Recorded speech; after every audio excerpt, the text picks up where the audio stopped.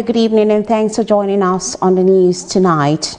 In our headlines, President Tinubu charges civil society organizations to put Nigeria first. Senate queries Northwest Development Commission over 943 million naira spending. Northern governors, traditional rulers meet over insecurity. On the foreign scene, South Africa arrests over 200 in illegal mining crackdown. In sports, Lagos State government to host international grand horse race. I am Princess Ekeze. Now details of the news. President Bola Tinubu has urged civil society organizations to align with the federal government's development agenda and prioritize Nigeria's national interests over foreign influence. Represented by George Akume at the Southern Civil Society Organization Summit in Lagos, the president said CSOs should partner with government to promote good governance, sustainable development, and poverty reduction. He also called for greater collaboration in areas such as food security, job creation, healthcare, education, and climate resilience to improve the lives of Nigerians. Tinubu urged civil society organizations to be cautious in accepting foreign funding, stressing that national interest and ethical consideration should guide their activities. The federal government has strongly urged the National Identity Management Commission (NIMC) to intensify crackdowns on unauthorized agencies and con artists perpetrating identity theft. The Minister of Information and National Orientation, Alhaji Mohammed Idris, stated this in his welcome address while receiving the Director General of the National Identity Management Commission (NIMC), Engineer Abisoye Koka Odusote, on a working visit in Abuja. Now, of recent, we have seen how somehow a phantom agency has found its way in some official function here. And if this has been deepened, probably this will strengthen government institutions to identify and look out and watch out for any person that is trying to do this kind of identity theft or faking the existence of any institution. I think NIMC will play also a significant role in that, because in his remark, Director General of the National Orientation Agency, NOA, Malam Lanre Issa Nilu, emphasized the need for enhanced interagency collaboration to drive ward-level NIN enrollment, with NIMC recording 136 million registered NINs so far. Present in those areas that you want to go to do your enlightenment and sensitization, of the public. Lastly, we still have huge population of people who are in the rural areas who do not know anything about all these things we are talking about. Oftentimes they don't even need the services that will require name. 132 or so have been captured. In a response, the Director General, NIMC, Engineer Bisoye Koka Odusote, noted that the recently enacted NIMC Act 2026 enforces up to 20 million naira in fines for corporate entities and a minimum 5-year jail term for identity fraud. The beauty of this act, it allows us to be able to, arrest criminals that are doing identity fraud. And obviously what we're doing is to work with the Ministry of Justice and also work with the security agencies to be able to make sure that those criminals are arrested, and if proven guilty, will be prosecuted to the court by the Nigerian law in place. We must make sure that we start to set those examples, and this is why the enforcement part comes into play. And we've just recently revamped our internal enforcement unit. It's called Inspectorate Compliance and Enforcement Unit, and the abbreviation of that is ICE. She further buttressed the importance of strategic public enlightenment campaigns targeted at informing Nigerians on the benefits of a NIN enrollment and access to social intervention programs. In a related story, National Identity Management Commission (NIMC) is strengthening collaboration with the Bureau of Public Procurement to improve transparency in public procurement. As part of our ongoing work in visits to key ministries, departments and agencies, the Director General of NIMC, Abisoye Kuka-Odusote, visited the Director General of the Bureau of Public Procurement, Adebowale Adedokun, in Abuja. The meeting focused on strategic collaboration between both institutions, including the integration of NIMC's digital identity system to strengthen procurement records, verify vendors' identities, and enhance accountability in the public procurement process. Our correspondent, Bito Ryan, now brings us the report. The partnership aims to integrate NIMC's digital identity infrastructure directly into public procurement processes. Both agencies proposed the signing of an MOU to facilitate the embedding of a robust digital identity system that would boost the credibility of procurement records and strengthen vendor verification. Speaking on the proposed partnership, Engineer Abisoye Kuka-Odusote lauded the National Assembly's role in passing the landmark legislation, which provides a stronger legal framework to secure identity management and seamless interagency collaboration. We are a testament to the transformation that you have been doing in this office. And, I think that the president definitely knows how to put the right people on the right jobs. So on this note, I want to say well done.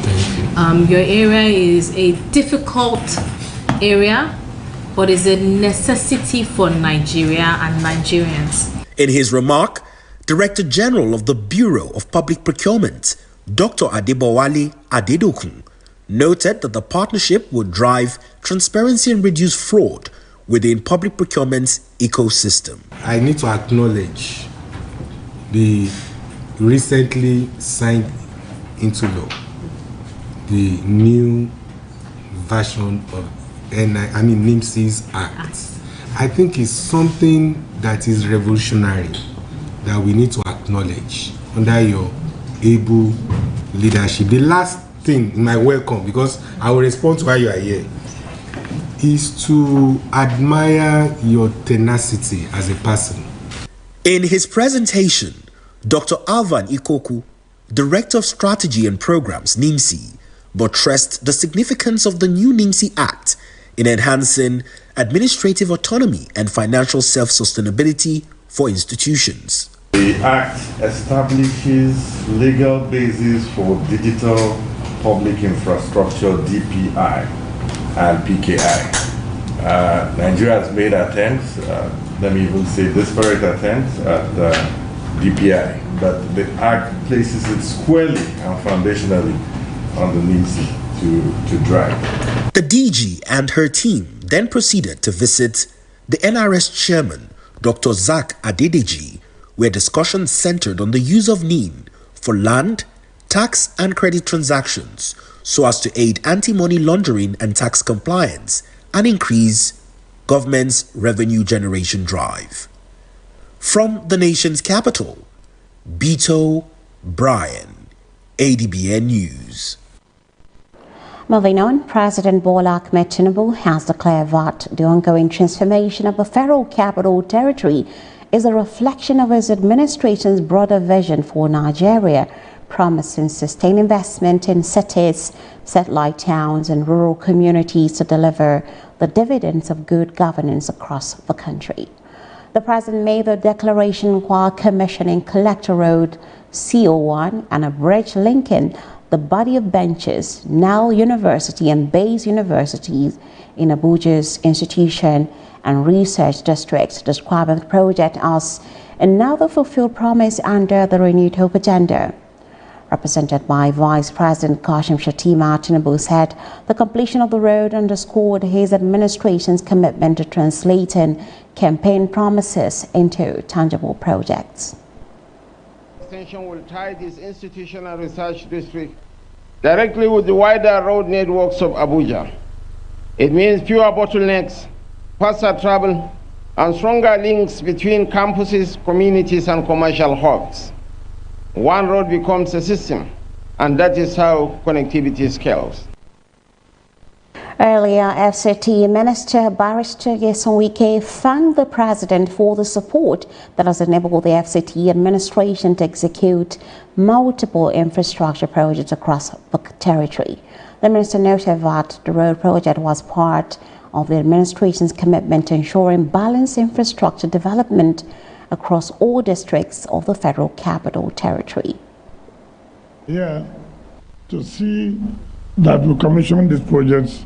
The other day, we were also here at the body of benchers to commission the annex of the body of benchers. Your Excellency, we thank you for your support. We thank you for the resources made available by removing us from the TSA. And that's why today we are having so many projects to be commissioned. He attributed the rapid pace of project delivery to Tinubu's decision to remove the FCT administration from the Treasury's single account, thereby improving access to resources. Moving on, Senate Committee on Regional Development has questioned the Northwest Development Commission over the delay in appointing executive directors and the reported spending of about 943 million naira on board allowances. Lawmakers also raised concerns over delays in board meetings, staff recruitment, and the implementation of the Commission's capital projects. You didn't have cash backing for your budget up to January 2026.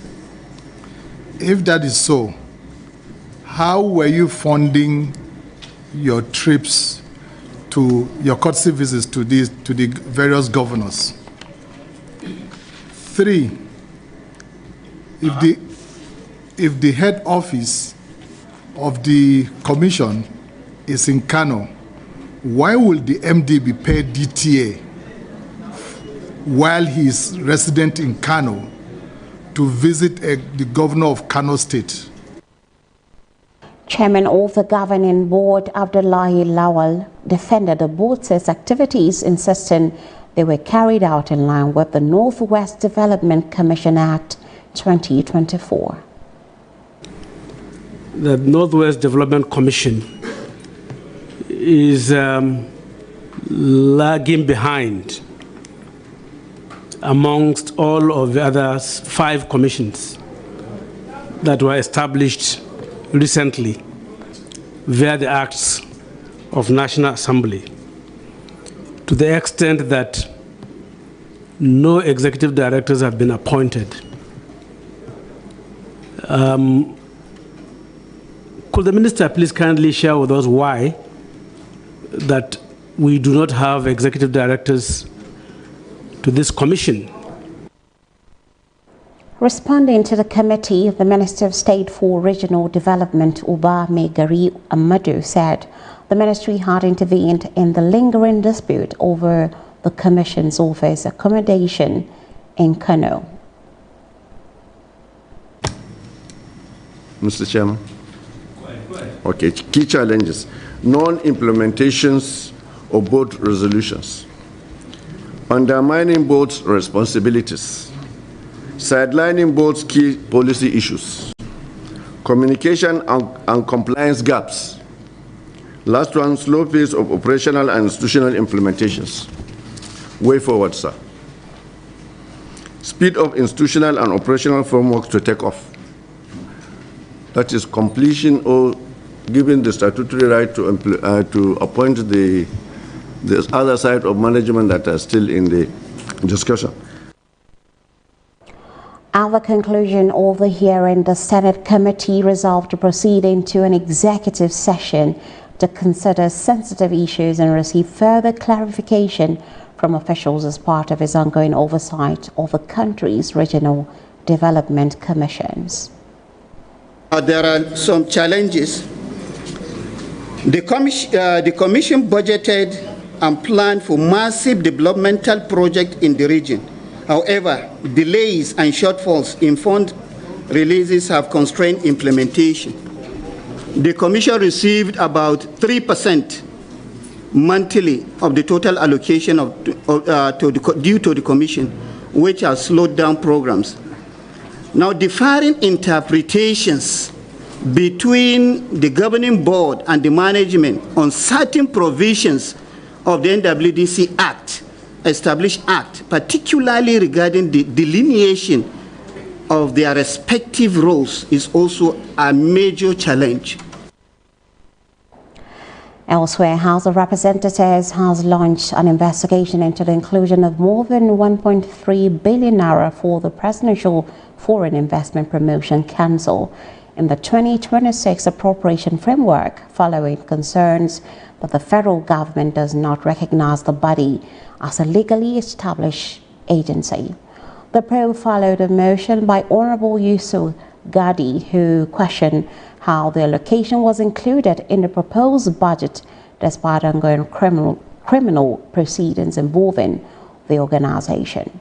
The House has set up an ad hoc committee to trace how the provision was introduced and identify any lapses in the budget process. The committee will also verify the legal status of agencies captured in the 2025 and 2026 budgets and invite the Minister of Budget and Economic Planning and the Director General of the Budget Office to explain the screening process.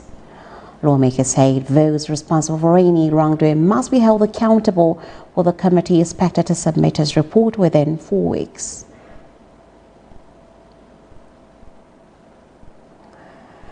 As the world gears up to mark World Population Day, stakeholders in Nigeria are calling for stronger investment in youth-focused program to remove barriers facing young people and harness their potential as the country's future demographic asset. This appeal came during a press briefing in Abuja, where officials and partners outlined activities for the 2026 commemoration, themed Realizing the Hopes and Aspirations of Young People Today and for the Future. Stakeholders say the theme challenges Nigeria to review its policies and frameworks to ensure they adequately address the needs of young people. The theme of this year's World Population Day, therefore, shifts our focus from merely counting young people and creating opportunities for them. It changes us to ask whether our policies, investments, and institutions are adequately responding to the realities and aspirations of the largest generation of young people. To eliminate financial barriers to higher education via student loan, the government institutionalized NELFund, Nigerian Education Loan Fund, by rolling out structured credit lines to thousands of eligible undergraduates. The representative from the United Nations Population Fund emphasized the need to strengthen basic social services and investment in gender protection. Young people highlighted some of the barriers that they continue to face, which we all need to take into account. One is financial insecurity, something that we can all relate to. Their emotional readiness as they transition to adulthood. Those remain some of the major hurdles that they are facing. In the case of Nigeria, this necessitates that we have policies and implement policies that address key issues around housing, around access to quality and affordable basic social services, and as well as investing in gender equitable social protection. The representative from the United Nations Population Fund emphasized the need to strengthen basic social services and investment in gender protection.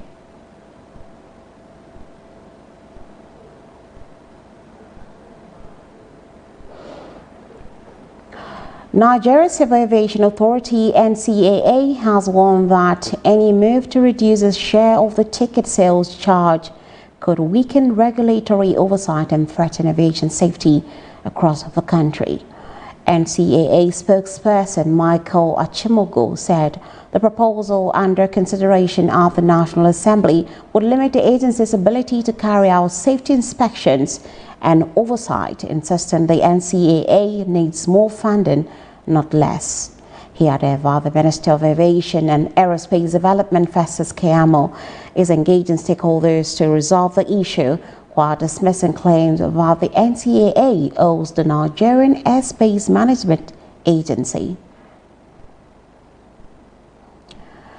National Association of Aircraft Pilots and Engineers, NAAPE, is set to introduce a loss of license insurance scheme to protect pilots and aircraft engineers from financial hardship if they lose their professional licenses. The proposal was discussed at a meeting in Lagos with Epicure Insurance Brokers and ETG, where both sides reviewed the framework for the specialized insurance package.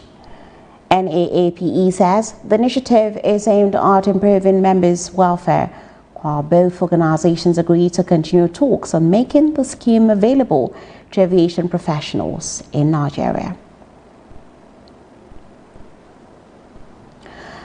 Niger Delta Development Commission has inaugurated a 12-member anti-corruption and transparency unit to strengthen accountability, transparency, and institutional integrity across its operations. The Commission says the initiative will reinforce ethical governance and prudent management of public resources. Our correspondent reports.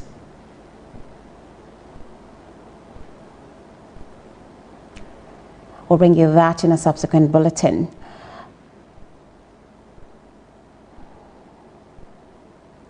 The Niger Delta Development Commission has inaugurated a 12-member anti-corruption and transparency unit as part of efforts to strengthen accountability and transparency. Representing the Managing Director, Dr. Samuel Buko, the Executive Director, Finance and Administration, Alabo Boma Iyaye, says the Commission remains committed to strong internal controls, prudent financial management, and ethical stewardship of public resources. If your job will enable you to police staff, go ahead and do it. Public image of our commission is always positive. There's a lot you would still do for us. You have to continue in that trajectory. Make sure that our image is always positive.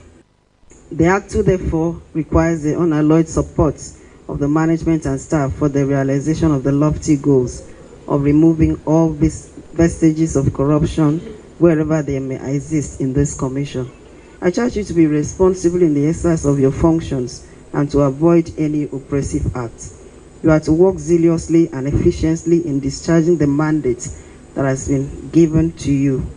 Do not witch hunt, do not betray the confidence reposed in you. It is imperative to note that Act 2 is not here to police our colleagues.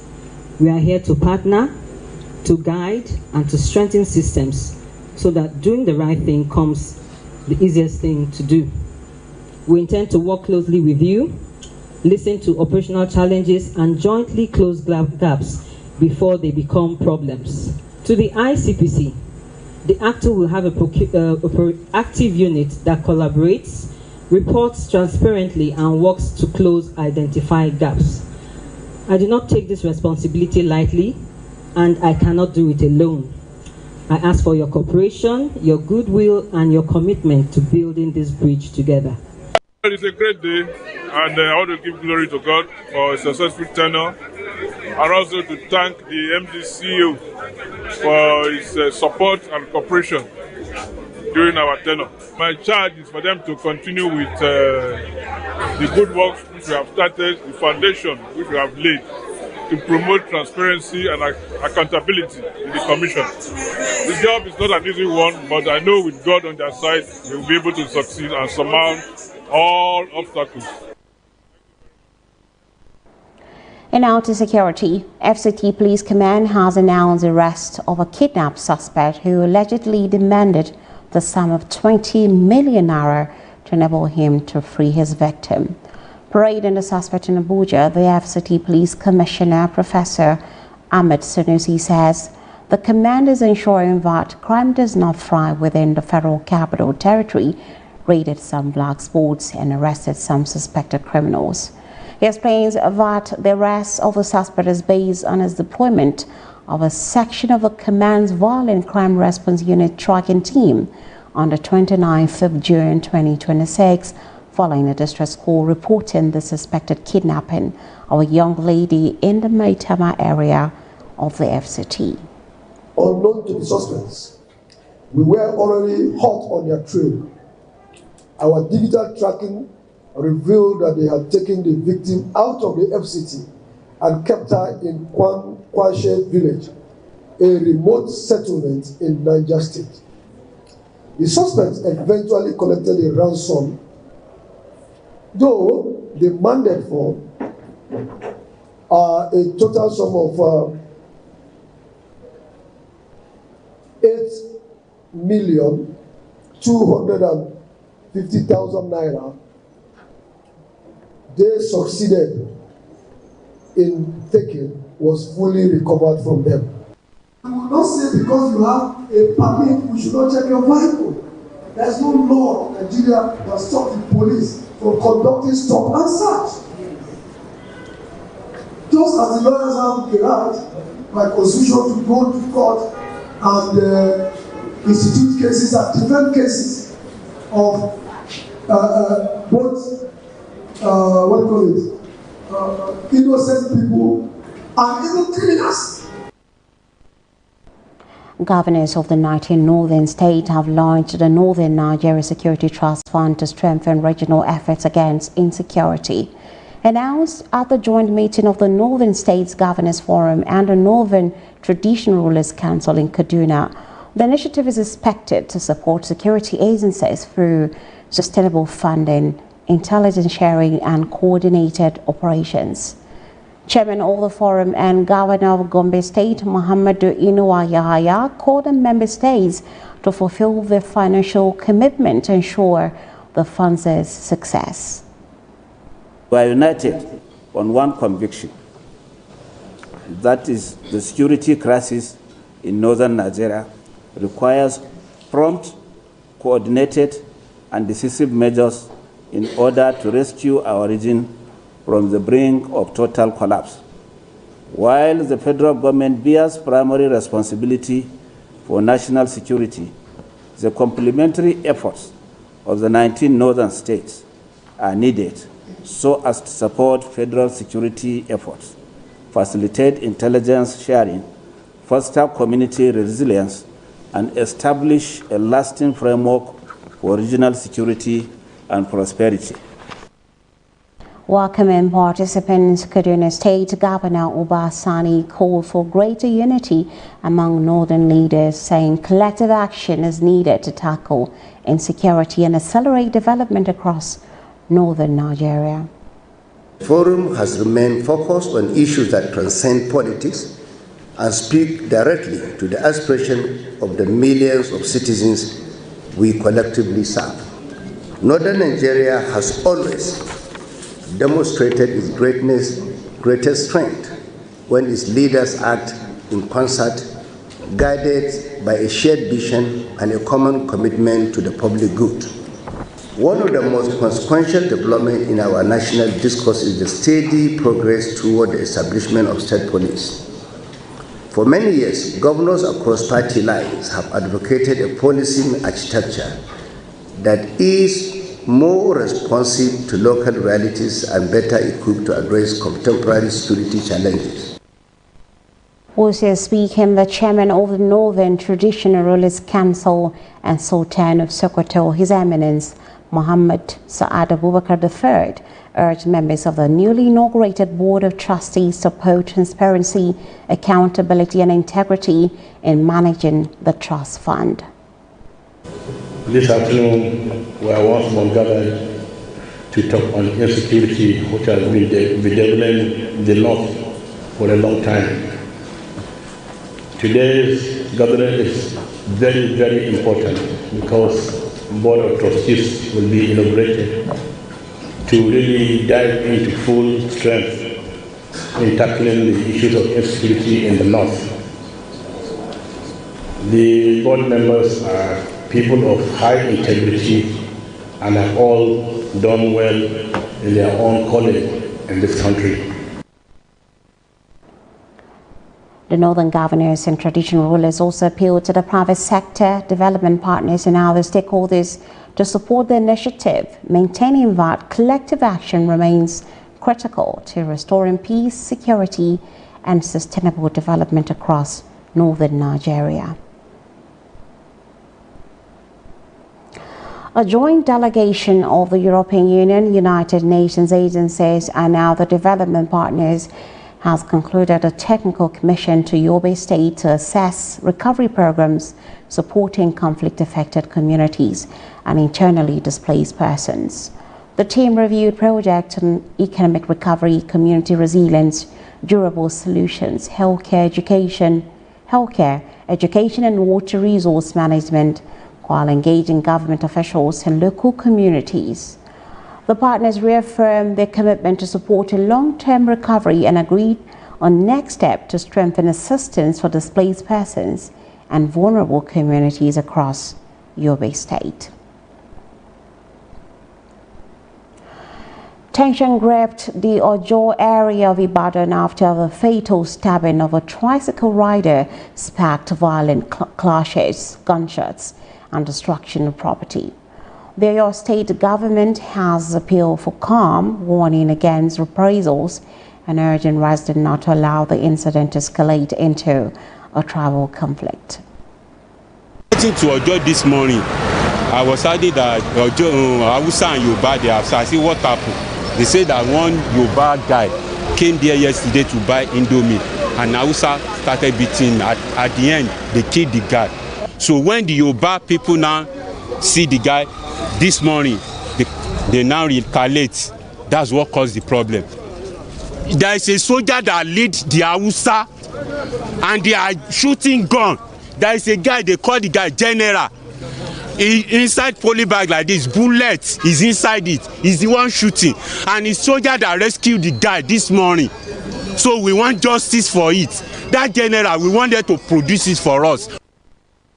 Speaking during a visit to the area, Deputy Governor Barrister Bayo Lawal, who described those responsible as criminals and condemned the act, assured residents of Ojo that security agencies were investigating the incident to identify and prosecute everyone found culpable. The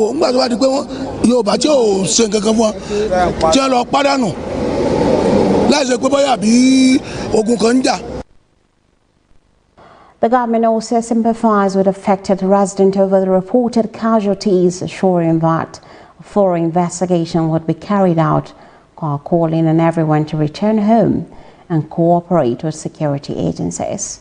Security operatives have since been deployed to the area to restore order, while shops remain closed as authorities work to prevent further violence and reduce tension.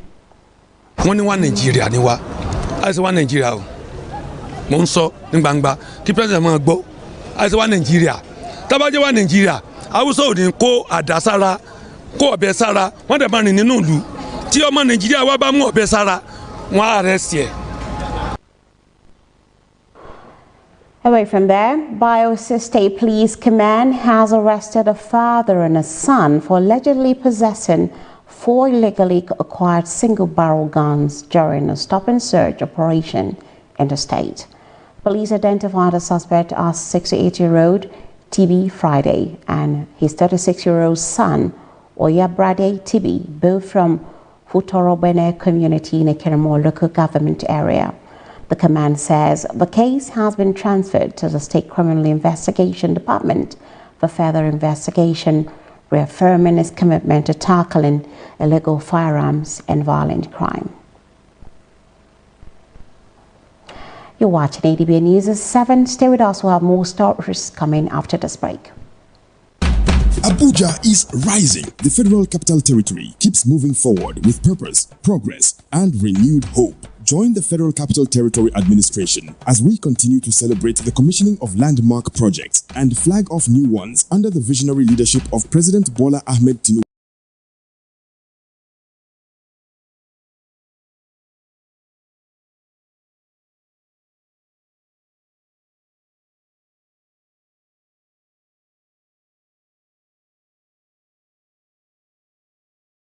By 2026, the First Lady of the Federal Republic of Nigeria, Senator Oluremi Tinubu, CON, will commission the remodeled Abuja City Gate. Venue, City Gate by MKO Abiola Stadium. Time, 6 p.m. Let's be part of history. The Federal Capital Territory Administration, building infrastructure, preserving history, empowering communities, transforming lives.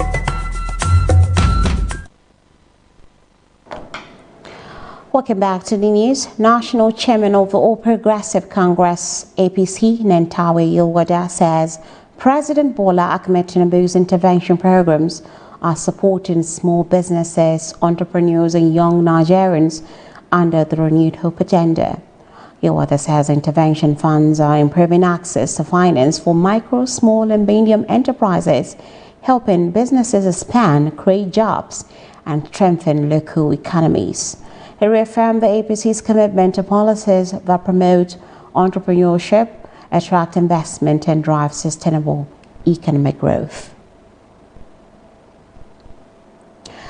Delta State government has donated 5 brand new operational vehicles to the Delta State Command of the Nigeria Correctional Service to strengthen security and improve justice delivery. Representing Governor Wright, Honorable Sheriff Oboriwari at the presentation in Asaba, Deputy Governor Monday Onyeme said the vehicles would enhance the command's mobility and operational efficiency. The donation is a practical demonstration of our resolve to strengthen the justice system and support the institutions responsible for maintaining peace, security, and the rule of law. An efficient correctional service depends on reliable logistics and mobility. These operational vehicles will enhance the day-to-day activities of officers, improve response capacity, strengthen supervision and coordination, and support the effective discharge of their responsibilities. By equipping the command with tools it needs to perform optimally. Responding, the Controller General of the Nigeria Correctional Service, Mr. Sylvester Wachuche, represented by the Delta State Controller of Corrections, Mr. Chuke Idoko, expressed appreciation to Governor Boriwari and the Delta State government for the donation. He assured that the vehicles will be deployed effectively to improve service delivery. I thank you on behalf of our Controller General of Corrections and the entire staff members of Nigeria Correctional Service Delta State Command. I stand here as I've received this. I want to assure the state government that these vehicles given to us are going to perform the purpose they are given to us. And as I've been expressly given these golden gifts, I will expressly pass them down to where they are going to be fully utilized. I assure you that these vehicles will be maintained, and as I have Adbn Delta State correspondent Charles Kosipre reports that the donation is expected to facilitate the seamless movement of inmates to and from courts, thereby improving the administration of justice in the state. The event was witnessed by the Secretary to the Delta State Government, Dr. Kinsley Emo, commissioners and other top government officials. And now to business. Nigeria's stock market recorded another positive trading session on Wednesday, with the benchmark NSE All-Share Index posting a modest gain as investor confidence remained resilient. Latest market data shows the NSE All Share Index rising by 0.20% to close at 237,552 points. Although the index has declined by 2.92% over the past month, it remains 94.73% higher than it was a year ago, reflecting strong-term growth in the Nigerian equities market. The latest performance underscores continued investor interest in the market despite short-term fluctuations in trading activity. Presco PLC says it will invest $100 million in Ogun State to expand its operations and support agricultural development. The company's Group Chief Executive Officer, Adewale Arikawe, said Ogun was chosen because of its investor-friendly environment, strategic location, and improved infrastructure. Presco says the investment will create thousands of jobs, strengthen the agricultural value chain, and could rise to between $150 million and $200 million over time. Still in business, Nigeria's foreign direct investment rose to about $4 billion in 2025, up from $1.6 billion in 2024, according to the United Nations Conference on Trade and Development World Investment Report 2026. The UNCTAD attributed the increase to major investment in the oil and gas sector, including the sale of Shell's onshore assets to Renaissance Africa Energy and the acquisition of Lafarge Africa by Hooks and Cement. The report says the recovery reflects renewed investor confidence supported by fiscal reforms, improved investment policies, and increased activity in the energy sector. You're watching Adbn News at 7. Stay with us. We'll bring you more stories from the foreign and sport decks after this break.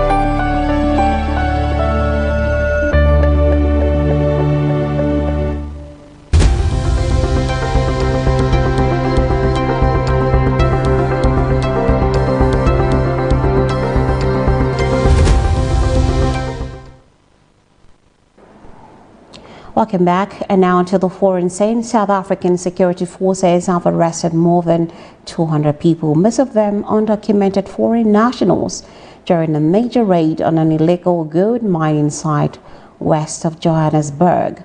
Police say the operation, carried out with soldiers and private security personnel, is part of the government's crackdown on illegal mining and organized crime, with weapons and ammunition also recovered. Authorities say many of those arrested are from Lesotho, Mozambique, and Zimbabwe, as South Africa steps up efforts to tackle illegal mining and undocumented migration. Rastafarians in Kenya are awaiting a High Court ruling on whether they can legally use cannabis for religious purposes under the country's constitutional right to freedom of worship. The case, filed by the Rastafari Society of Kenya in 2021, seeks to decriminalize cannabis use for spiritual rituals. The judgment is expected on July 15, with members arguing that cannabis is central to their faith and should be protected by law. Cannabis possession remains illegal in Kenya and carries a prison sentence of up to 10 years. The outcome of the case is being closely watched as it could set a landmark precedent on religious freedom. Vatican has opened an investigation into sexual assault allegations against the Archbishop of Rabat, Cristobal Lopez Romero, after at least 5 women accuse him of misconduct. The 74-year-old cardinal has denied the allegations, saying he has cooperated fully with church authorities. He has also announced his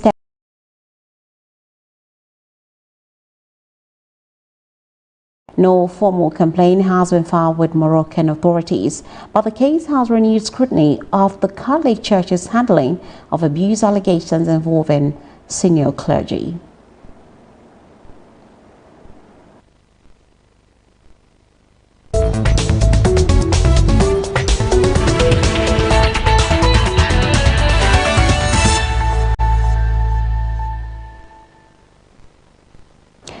And now we take you to sport, where the Lagos State government has announced plans to host the Maiden Lagos Grand Horse Race from September 11 to 13, 2026 at the National Stadium, Surulere, as part of efforts to promote tourism, preserve cultural heritage, and stimulate economic activities.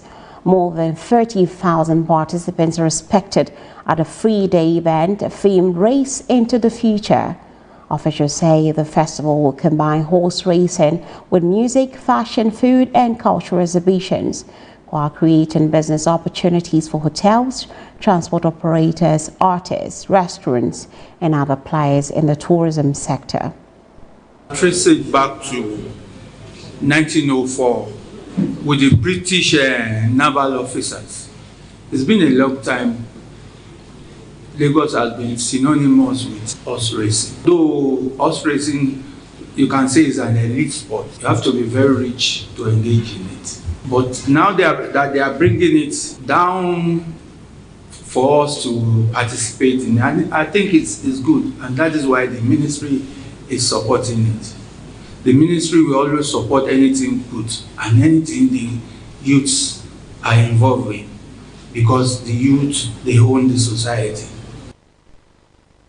Convener of the Lagos Grand Horse Race, Femi Fasoro, said about 100 horses and traditional horsemen from across the country will take part in the event.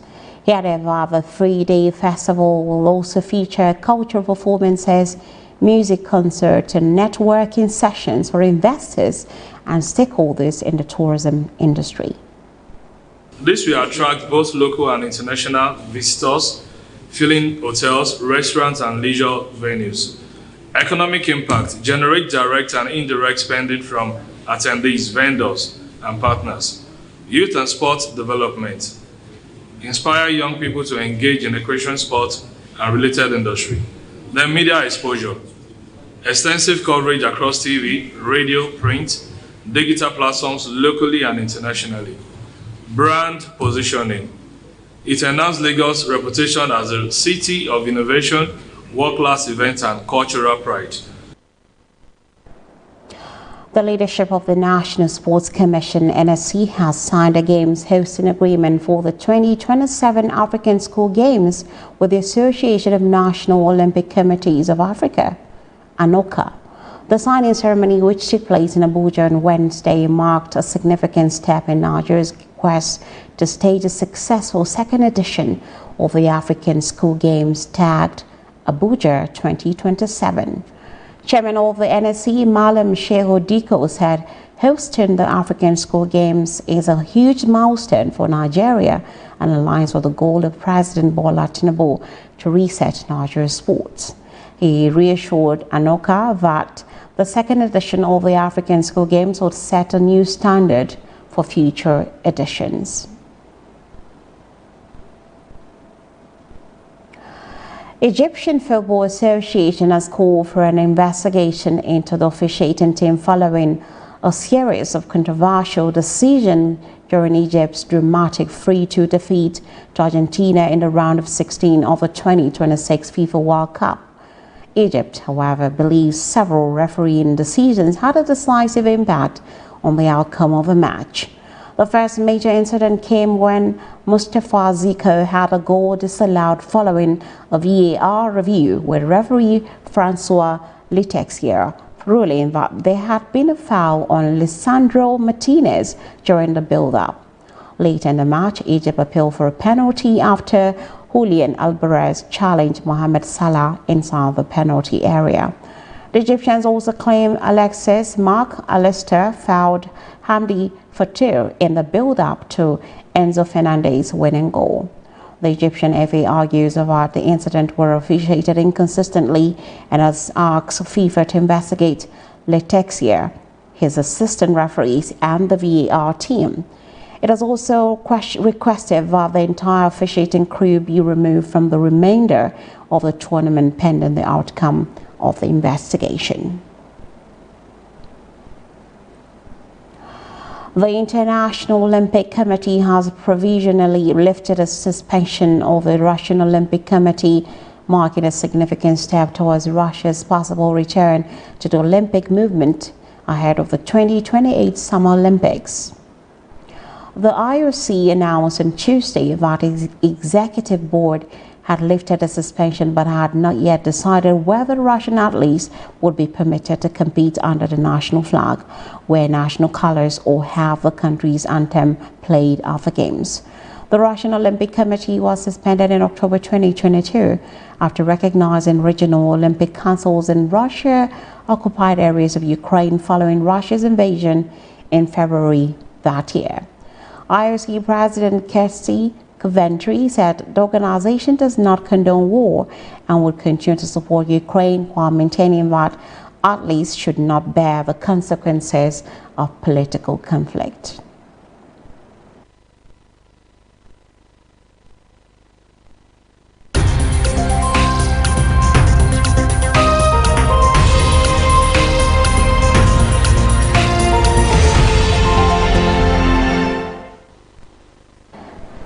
And now on entertainment, Guinness World Records has recognized a concert organized by Dapper Live and Artists in Lagos as the largest orchestra ever assembled for an Afrobeat performance. The record-setting event featured 85 musicians performing with a conductor, choir and dancers during the event held in Lagos in December 2025. Guinness World Records says the performance successfully blended Afrobeats with orchestral music, earning Nigeria another place in the global record books. Davido says he would still have built a career in the entertainment industry even if he had not succeeded in music. The Grammy-nominated singer said he would likely have started a record label or media company, adding that he also holds a bachelor's degree in business management and could have pursued a corporate career. Davido said his passion for entertainment has always been the driving force behind his career. And that's all we have for you tonight on our news bulletin. Remember to watch us live on DSTV channel 258, on Star Time channel 140, Ego TV app, Limex World TV app, and Niger TV app. For more stories, visit our website at www.adbntv.com.